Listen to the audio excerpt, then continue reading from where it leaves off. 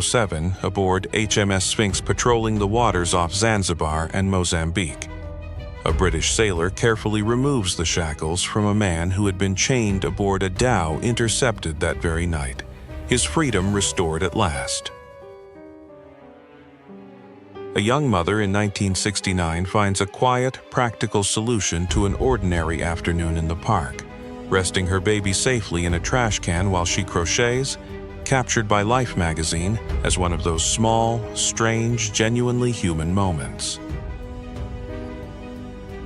In a single photograph taken in Geary, Oklahoma during the 1940s, 4 men stand together as living bridge across American history, their collective service spanning from the Civil War battlefields of 1864 all the way through the Second World War.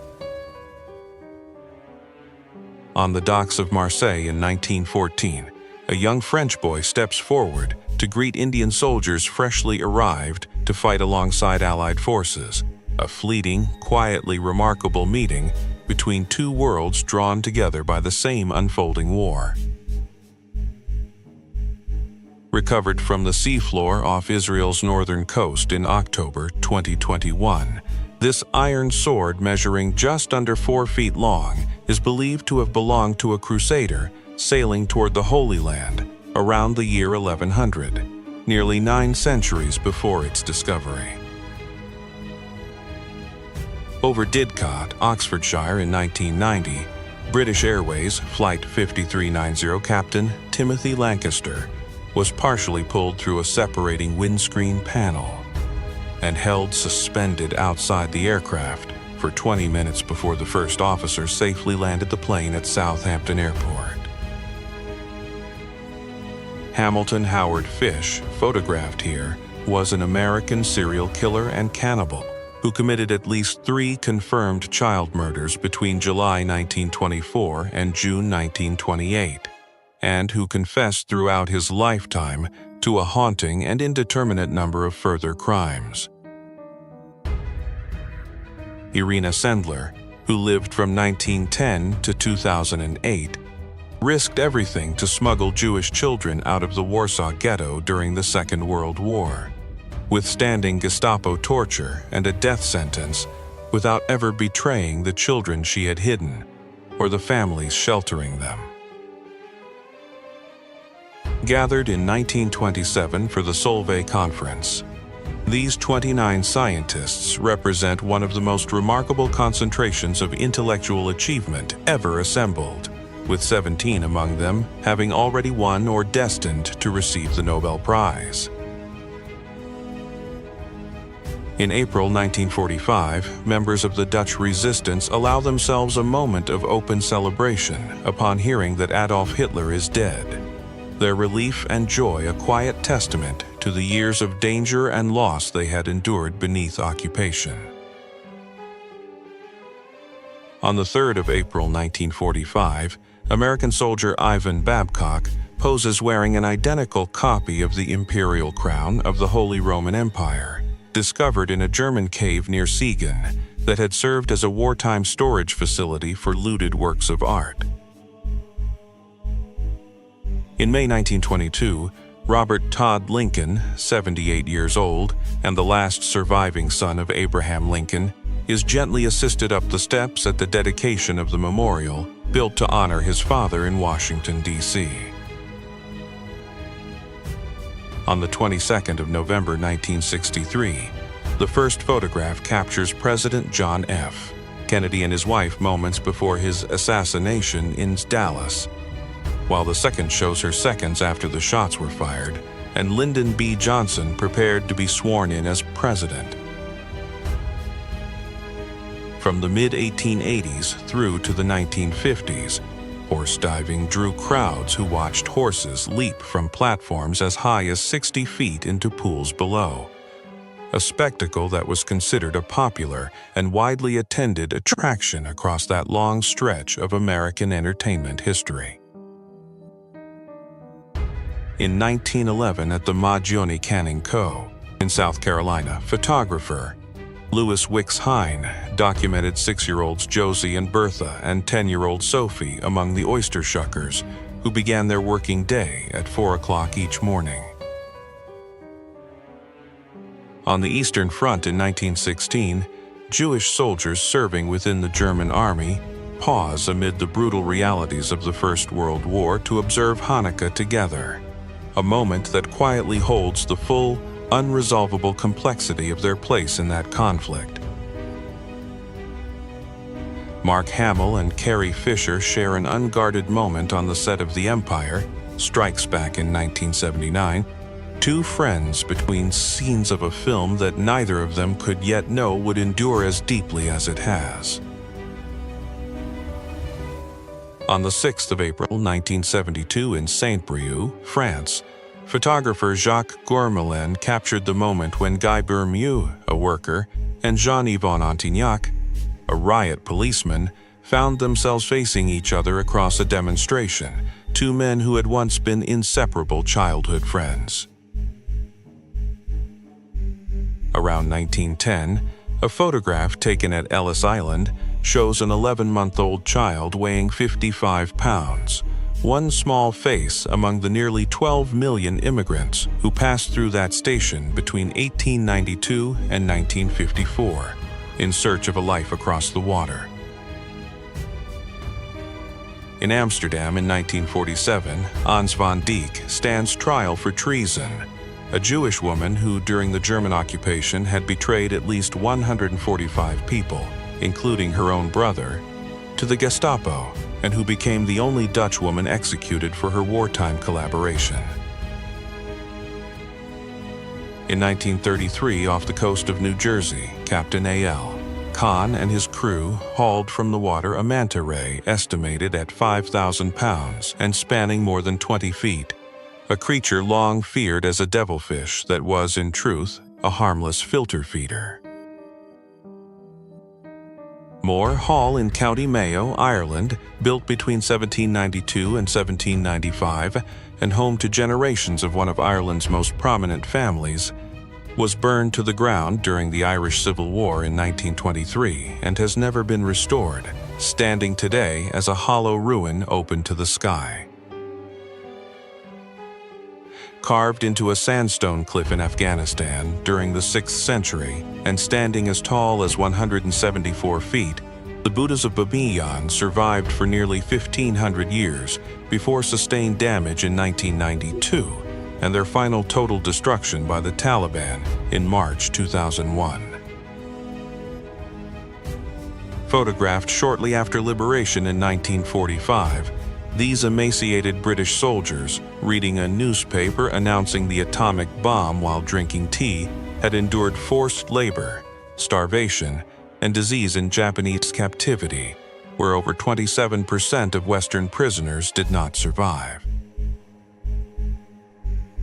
On the morning of June 6, 1944, Bill Millen waded onto Sword Beach at Normandy, armed only with bagpipes, playing traditional Scottish tunes through the chaos of D-Day at the personal insistence of Lord Lovat, and captured German snipers later admitted they had not fired on him because they believed he had gone mad.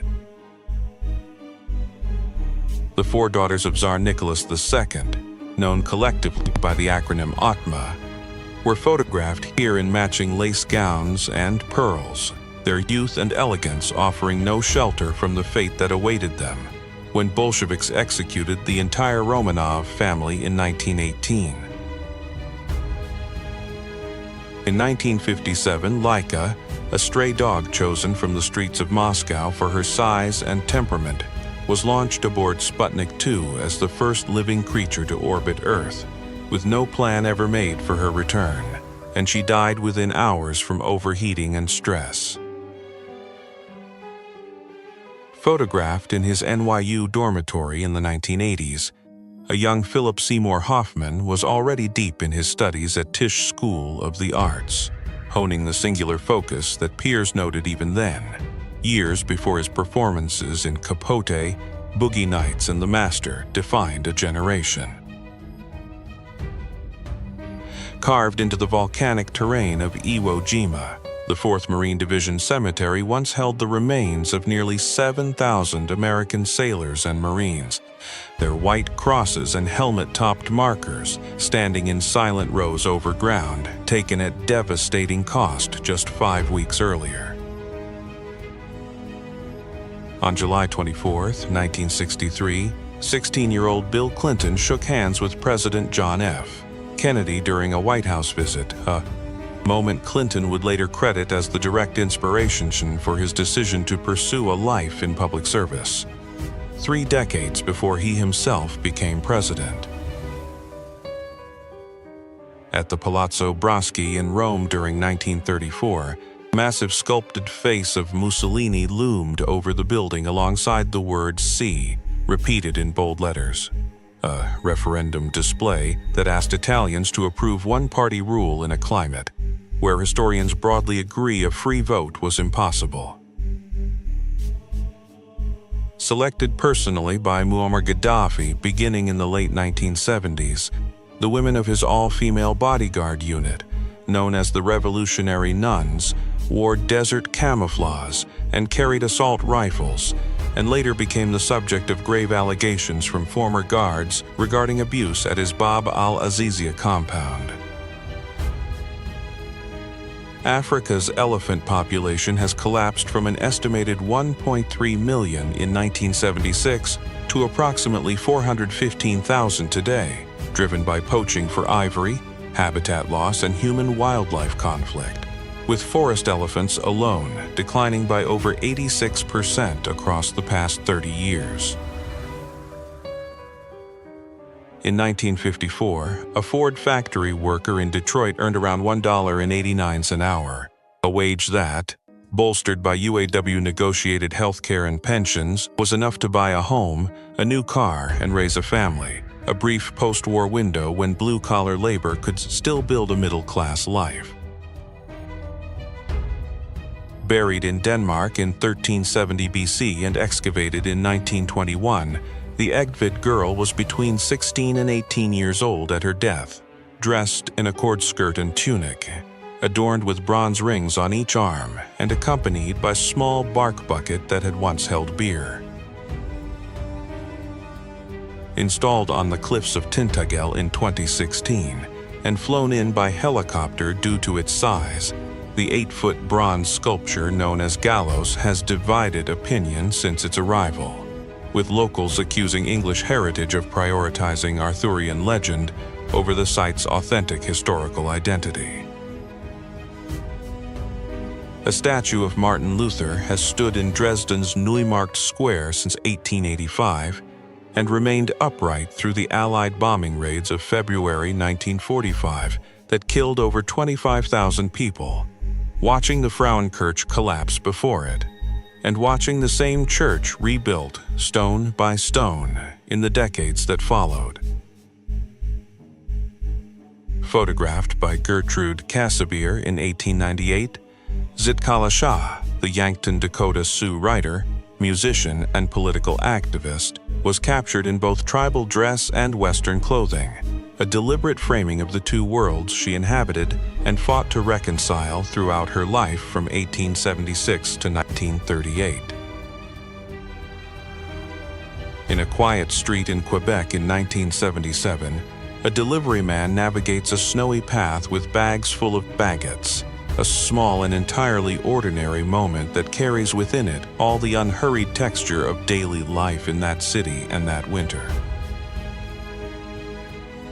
The McDonald's Gold Card grants its holder free food for life and has been confirmed in the possession of Bill Gates and Warren Buffett, among a tiny handful of others, awarded not through any public program but quietly, at the discretion of franchise owners or corporate executives.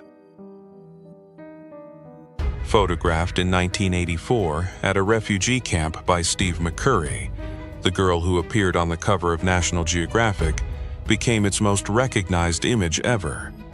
Yet she had never seen the photograph when a National Geographic team relocated her in Afghanistan in 2002, by which time she was a married mother of 3 daughters. In 1960, Senator John F. Kennedy sat beside his 6-year-old nephew, Robert F. Kennedy, Jr.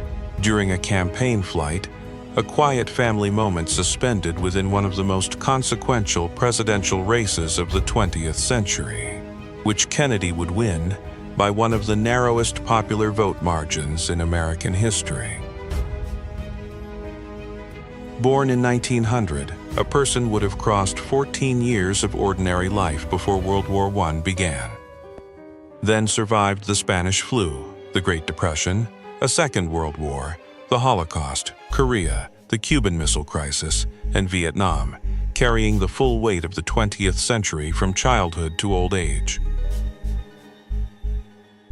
A group of beachgoers smile into the camera in what appears to be a perfectly unremarkable summer day, unaware that within 6 years the world they inhabit would be consumed by the First World War, and within 10 by the Spanish flu that would kill 50 million people. By 1977, New York City was logging over 1,500 homicides a year.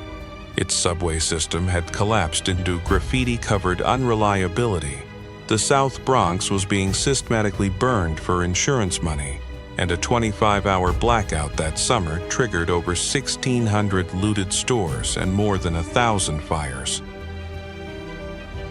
Corona Del Mar High School students in Newport Beach, California, gathered for a photograph in 1969. Their fashions and easy confidence, a precise distillation of a particular California adolescence at the very end of a decade that had promised and then complicated almost everything. By 1944, the FBI's fingerprint filing system had grown into one of the largest bureaucratic archives in American history. Its rows of carefully cataloged cards representing the federal government's expanding reach into the identification and tracking of citizens across the country. In Lancashire around 1900, a knocker-up made his early morning rounds, tapping on windows to rouse workers for their shifts. A profession born entirely from necessity that quietly disappeared by the 1940s and 1950s once alarm clocks became affordable and universal. A street vendor selling halfpenny ices in 1876 captured in a single frame the entire social texture of Victorian street commerce. Where cold treats were a rare small pleasure, sold directly to passers-by in the open air long before refrigeration made such things ordinary. British tourists posed before the Great Sphinx in 1910. When Egypt was still under British imperial influence, their leisurely excursion to one of the ancient world's most enduring monuments, reflecting the confident ease with which the empire's subjects moved through lands it administered. As the Second World War pressed on in 1942, civilians across Britain and beyond were asked to surrender pots, railings, and household metals to be melted down and recast as weapons and machinery, a collective domestic sacrifice that became one of the defining rituals of the wartime home front. In 1942, the models who had originally posed for Grant Wood's iconic 1930 painting, American Gothic, stood before the finished canvas. Their faces by then familiar to millions of Americans who had made the image one of the most reproduced works in the history of American art. 200 feet above the ground in 1907, construction workers balanced on a suspended iron beam with a casual ease that speaks less to recklessness than to the unprotected reality of industrial labor in an era when safety equipment was not yet a consideration anyone in authority considered necessary. At Pilkington Glass Limited in Lancashire in 1918, a worker photographed by George P. Lewis carries a rolled glass tube across the factory floor, a single figure within the vast and largely unrecorded labor of British industrial production during the final months of the First World War. A 30-horse combine grain thresher moves across the fields of Washington state in 1912. The sheer scale of the machine and its animal team, together representing the uneasy moment when American agriculture stood between the age of horses and the coming age of engines. Victorian women posed in a photograph from the 19th century, making the hand gesture meaning shame, a social signal that carried real communicative weight in an era when public conduct was governed by a dense and seriously observed vocabulary of gesture and propriety. In 1919 in New York, a pyramid constructed from 85,000 captured Imperial German helmets stood as a physical monument to Allied victory, each helmet a remnant of the army that had fought for 4 years before its final collapse, assembled here into a deliberate and striking symbol of defeat. On October 27, 1962, at the most dangerous moment of the Cuban Missile Crisis, American anti-aircraft rockets stood mounted and aimed out over the Florida Straits from Key West, the closest the United States and Soviet Union would ever come to exchanging nuclear fire.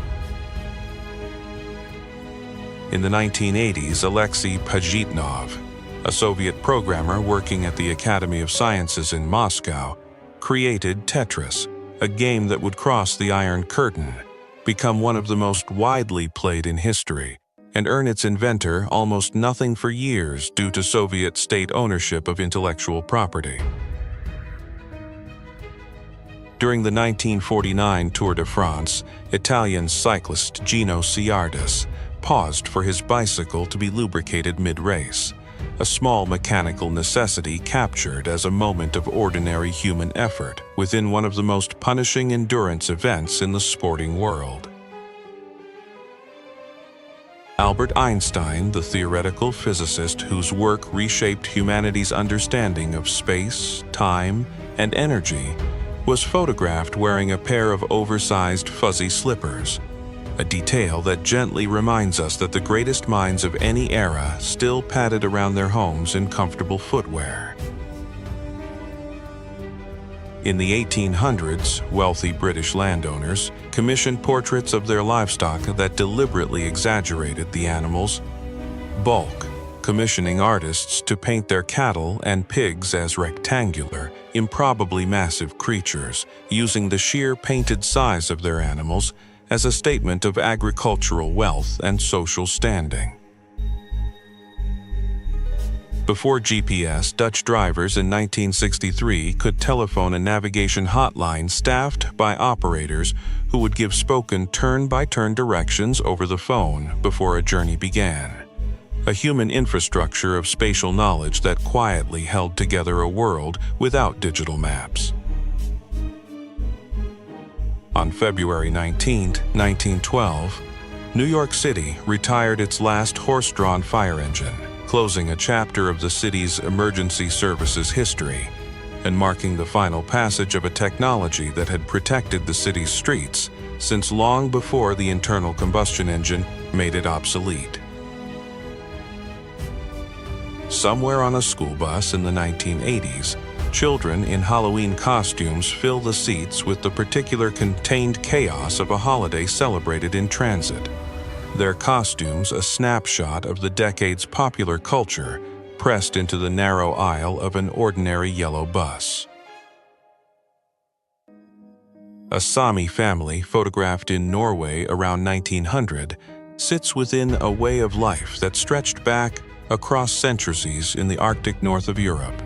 Their clothing, animals, and surroundings evidence of a culture that had endured across the region long before the borders of modern nation-states were drawn around them. Children playing in Wythenshawe, Greater Manchester in 1944 found the same simple outdoor pleasures available to any generation, their laughter a small and genuine interruption in a country that was still fighting a war and had been doing so for 5 years. Through a gap in the Berlin Wall during the Christmas season of 1963, two brothers reached toward each other across the barrier that had divided their city since 1961. Photographer Ian Barry, capturing a moment of reunion that held within it the full human weight of what the wall had taken from ordinary families. Around 1979, the Atari Home Computer Demonstration Center offered visitors a hands-on introduction to personal computing at a moment when the idea of a computer in the home was still genuinely novel. The machines arranged for public interaction like appliances, waiting to be understood. In the mid-19th century, the crinoline hoop skirt became fashionable enough that thousands of women died when their skirts caught fire, tangled in machinery, or were seized by sudden gusts of wind, a lethal consequence of fashion that quietly killed while remaining socially mandatory for respectable dress. Behind the scenes of The Empire Strikes, back in 1980, the cast and crew of one of cinema's most anticipated sequels went about the ordinary business of filmmaking, the practical work of sets and costumes and lighting standing in quiet contrast to the mythic scale the finished film would achieve. The fashions of the 1970s, bold in color and generous in silhouette, captured a decade asserting its own aesthetic identity after the upheavals of the 1960s. Each photograph from those years carrying the particular visual signature of a moment that was deeply certain of its own style. In 1957, a Victorian house in Tiburon, California, was transported across the water by boat, an extraordinary undertaking that reflected the lengths to which communities once went to preserve structures rather than demolish them, moving entire homes intact to wherever space and circumstance allowed.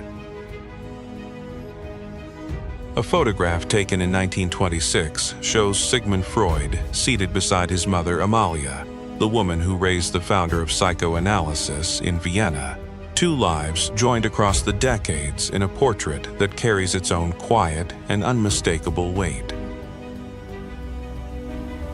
Before its closure in 1998, Hong Kong's Kai Tak Airport required pilots to execute a sharp 45-degree turn on final approach, threading between high-rise apartment buildings at low altitude before touching down, a procedure demanding such precision that it became one of the most legendarily difficult landings in commercial aviation.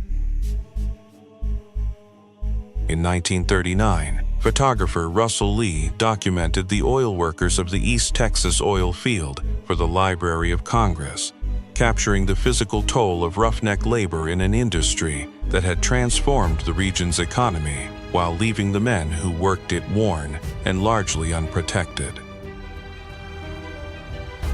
At General Dynamics Space Division in 1964, engineer Karen Ledley worked at a bank of analog computers, one of many women whose technical contributions to the early American space program were essential and largely uncelebrated during the years when the United States and Soviet Union raced to reach the moon. In a colorized photograph from 1865, a man stands dwarfed atop one of the colossal seated figures of Ramesses II at Abu Simbel in Egypt, the sheer scale of the ancient stone measuring human ambition across more than 3,000 years of unbroken time.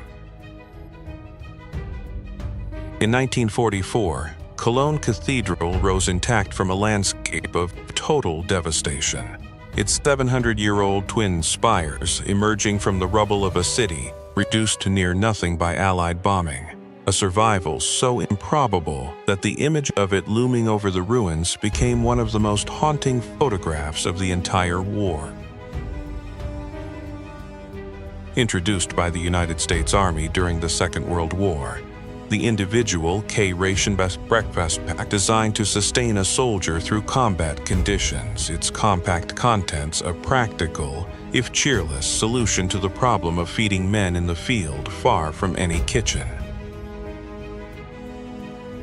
A retro combination sink, stove, and refrigerator unit designed to consolidate an entire kitchen's functions into a single appliance, reflects the mid-century enthusiasm for efficiency and modern convenience. A domestic vision of the future that imagined less space meaning no less comfort.